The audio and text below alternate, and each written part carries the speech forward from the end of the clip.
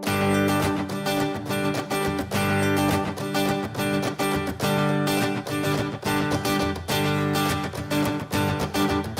o programa agora fala sobre cultura. Em 1987 acontecia um assalto no Banestado aqui na nossa cidade. Esse assalto marcou, sim, a história de Londrina e também do Brasil. E não é que essa história virou um documentário. Eu venho conversar com o Rodrigo Grota, que é o diretor roteirista, para nos contar um pouquinho como surgiu essa ideia de fazer. Então, o documentário Isto Não É um Assalto. Daí, Rodrigo? Bom, a ideia surgiu em 2012, eu já tinha feito alguns filmes já, de ficção, documentários, mas logo após a morte do Paulo Biratã, ele faleceu em 2010, eu comecei a lembrar das histórias que ele contava, ele é um jornalista muito conhecido aqui em Londrina, e daí eu me lembrei que em 98, quando eu conheci o Paulo, eu era estudante de jornalismo na época, e ele começou a contar essa história do assalto. E sabendo que eu gostava de cinema, eu falei assim, pô, Grota, você devia fazer um filme sobre esse assunto um dia e tal, né? E eu fiquei com aquilo na cabeça. Daí, quando eu já tinha feito alguns curtas e tal, eu pensei assim, puxa, agora talvez tenha chegado a hora de ir em frente com esse projeto. Comecei a pensar uma versão inicialmente de ficção para longa-metragem, mas depois, aos poucos, eu pensei, puxa, já que eu vou ter que fazer uma pesquisa grande para encontrar os dados da época, as pessoas que foram reféns, os policiais, assaltantes, a polícia e tal, por que não fazer também um documentário que serve como uma primeira aproximação a esse universo?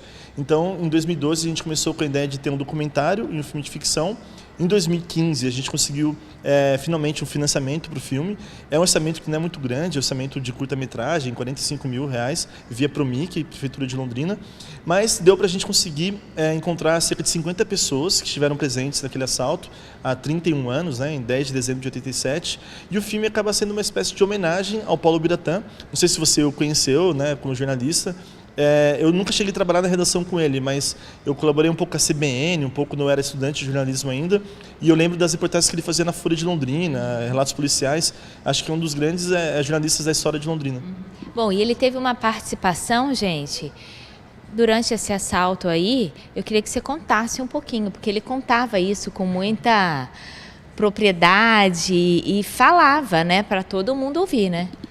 Sim, quem conheceu o Paulo Biratã lembra que ele era uma figura assim, expansiva, folclórica, que criava histórias, às vezes dava uma exagerada nos seus relatos, né? Ele era um jornalista barra ficcionista, assim, quase um escritor de ficção. Mas o Paulo tinha uma personalidade muito forte, era um cara muito corajoso, assim, e que lutava pelos seus ideais. Naquela época ele já tinha essa personalidade muito concreta, e eu lembro que ele contando, ele estava passando pelo calçadão, um cara o parou na rua, conhecia, falou assim, poxa, minha esposa está grávida, começou um assalto lá no banco, você pode tentar ajudar, né?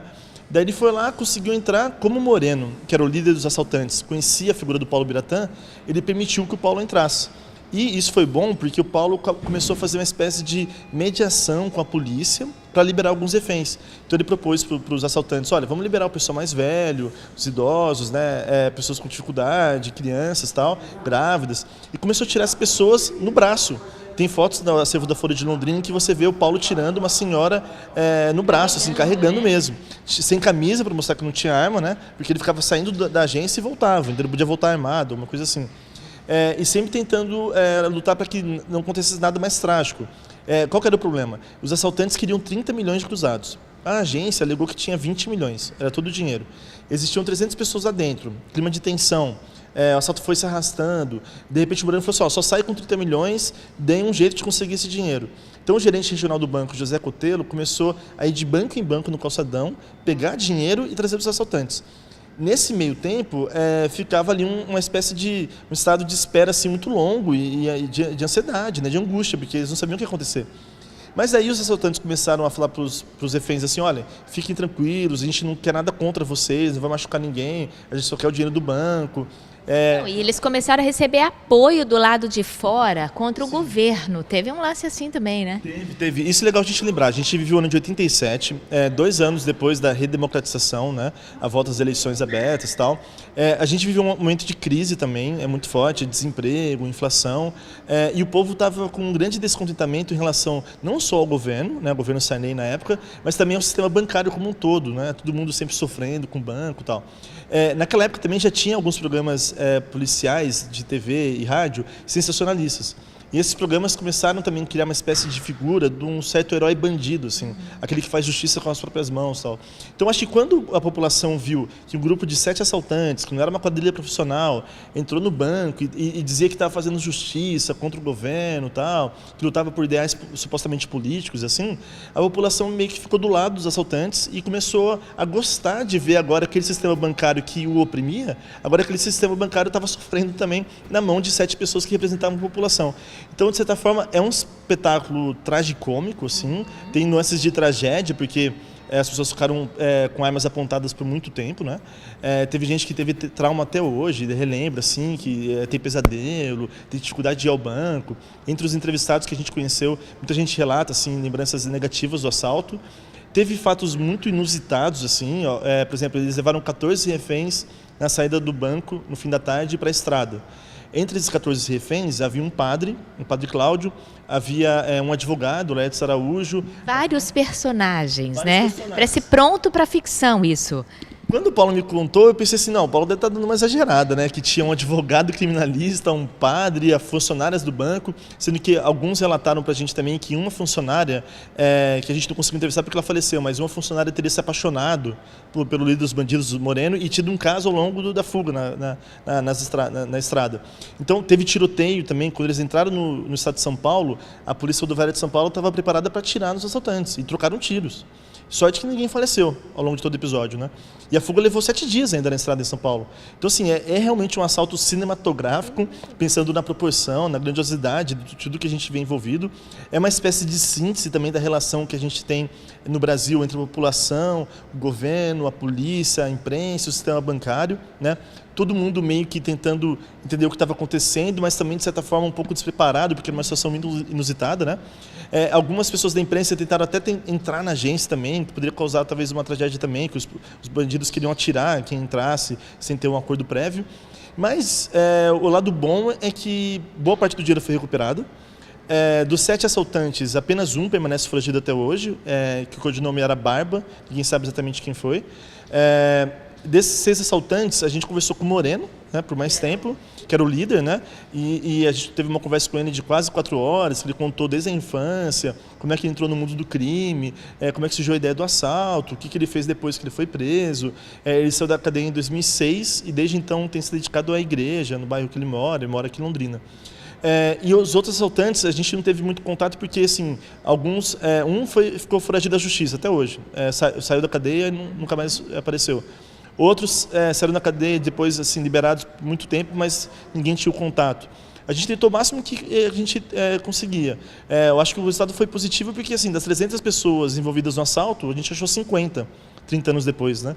Então já é um mosaico amplo, né, desse episódio histórico para Londrina e para o Brasil. Vale lembrar que é o assalto mais longo, com um grande número de reféns que a gente tem na história criminal brasileira. São 300 pessoas com armas apontadas ao longo de 7 horas, né? Por isso que a gente batizou o filme de Isso Não É um Assalto.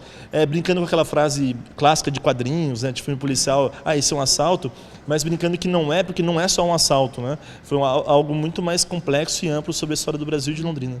E que bela oportunidade que todos nós teremos de acompanhar a partir de hoje, dia 21. Então, aqui no Cine Lumière, também no Cine System, no Shopping Norte.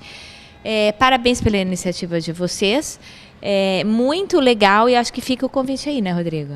Eu queria convidar todos, espectadores da TV, para virem assistir ao filme. É o nosso segundo longa-metragem, feito aqui em Londrina por pessoas de Londrina. O primeiro foi o longa Leste-Oeste, que teve uma primeira exibição em 2016, mas vai estrear talvez, acho que no começo em 2019, no circuito comercial.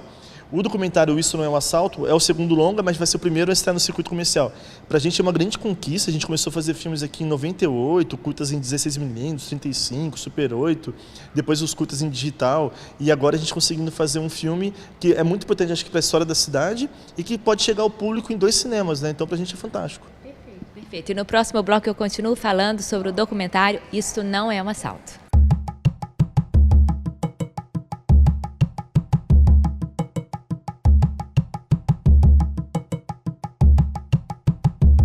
E eu estou de volta e no bloco passado eu conversei com o Rodrigo, que é o diretor, e agora eu vou conversar com o Guilherme, que é o produtor, então, do documentário Isto Não É um Assalto, que conta essa história aí do assalto do Banestado, que foi um marco, uma grande notícia, triste, porém uma grande notícia, né, Guilherme? Como é que foi produzir isso tudo? A gente está vendo um resultado muito positivo. Me conta um pouco aí dessa trajetória. Bom, o filme ele começou, né, com essa história do Rodrigo, ter conhecido o Paulo Biratã, né? Aí o Paulo contou a história para ele e o Rodrigo ficou com isso na cabeça. Vamos fazer esse filme, vamos contar essa história, né? E a gente conseguiu aprovar através da Roberta Takamatsu, que é esposa do Rodrigo e pesquisadora do filme. Ela aprovou pelo Promic em 2015. Né, um filme de R$45 mil, que nossa proposta original já era fazer um longa-metragem documental sobre a história. Né? Então, a partir do final de 2015, 2016, e na verdade foi 2016, desculpa, não foi em 2015. Final de 2016 para 2017, a gente começou a fazer as entrevistas. Né? E teve toda uma pesquisa para a gente tentar identificar todas as pessoas que trabalharam, que participaram desse assalto.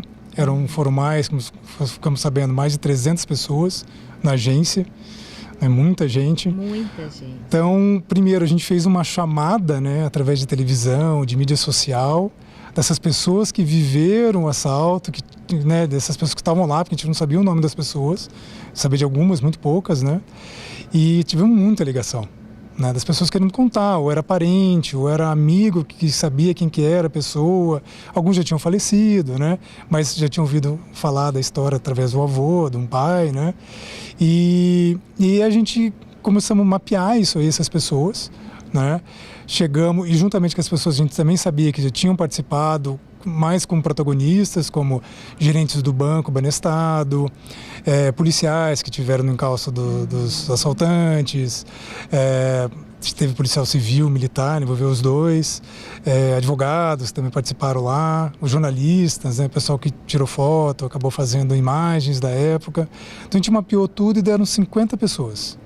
Quer dizer, disso tudo, essas 50. Foi difícil, então, para depois pegar essas informações. Porque a gente imagina, quando a gente fala assim, pela grandiosidade do fato, fala, bom, muita gente vai aparecer, mas acabou dando um pouco mais de trabalho, é isso, né? Eu acho que um documentário, ele é trabalhoso, né? Toda essa questão de pesquisa, ainda mais um evento que aconteceu em 87, também, tudo bem, não faz tanto tempo a gente vai contar, mas as coisas mudaram, né? Muita coisa mudou, muitas pessoas se mudaram, né? Então, para a gente começar a levantar, tinha muita coisa de jornal, a gente conseguiu levantar bastante coisa de jornal, mas de televisão tinha muita pouca matéria, né? Que sobreviveu. Né, que depois as televisões começaram a se desfazer, né, guardaram poucas coisas, né. Inclusive, eu vou fazer só um parênteses aqui, tem imagem do nosso cinegrafista na época, o Schmidt, algumas imagens aparecem no documentário, né?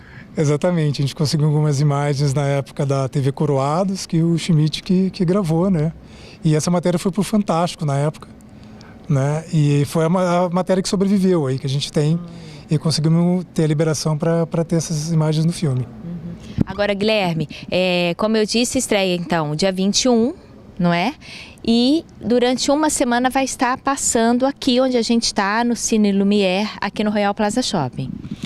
Isso pra gente, como uma produtora independente do interior do Brasil, é fantástico, né? A gente teve esse apoio do Cine Lumière. A gente vai conseguir estrear aqui no Cine Lumière, vai ficar uma semana pelo menos, né? Lógico que depende da bilheteria, que a gente conseguiu uma boa bilheteria capaz do filme ficar mais, né? A gente conseguiu também que o filme fique uma semana também no Cine System, em Londrina Norte, então são 2 cinemas da cidade, passando um filme de Londrina, né? E assim, em comparação, acho que no Brasil todo já é muito difícil um filme nacional estrear. Um filme independente, que a Quinópolis é a distribuidora também, para nós já é uma vitória, ainda mais um filme de tão baixo orçamento, né? Então, uma vitória pra gente. E tem aí uma perspectiva super positiva, né? Em breve, dar continuidade a esse documentário. Conta pra nós. Bom, a história, né, faz parte de um projeto, né? A gente já, além de fazer esse documentário que estamos lançando agora, também é de lançar a ficção. Né, a gente já tem um roteiro aprovado pelo FSA, que é o Fundo Setorial do Audiovisual da Ancine.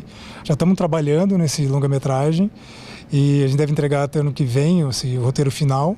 E a partir daí vou começar o projeto mesmo, né? A identificação de atores, né? É um projeto grande.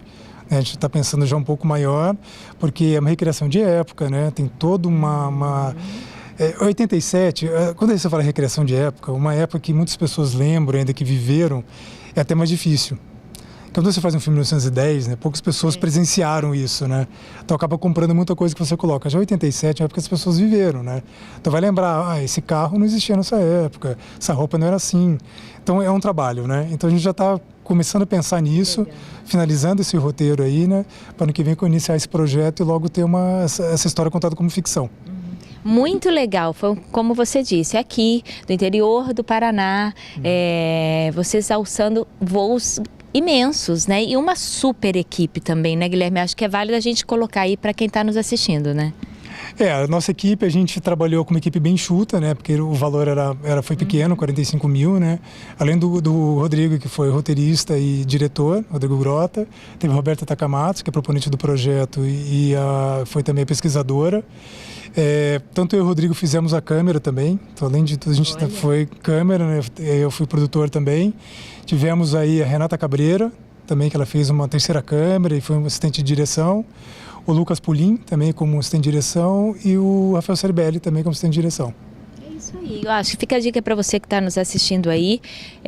Procure então Cine Lumière, Cine System no Shopping Norte. Parabéns. Obrigado.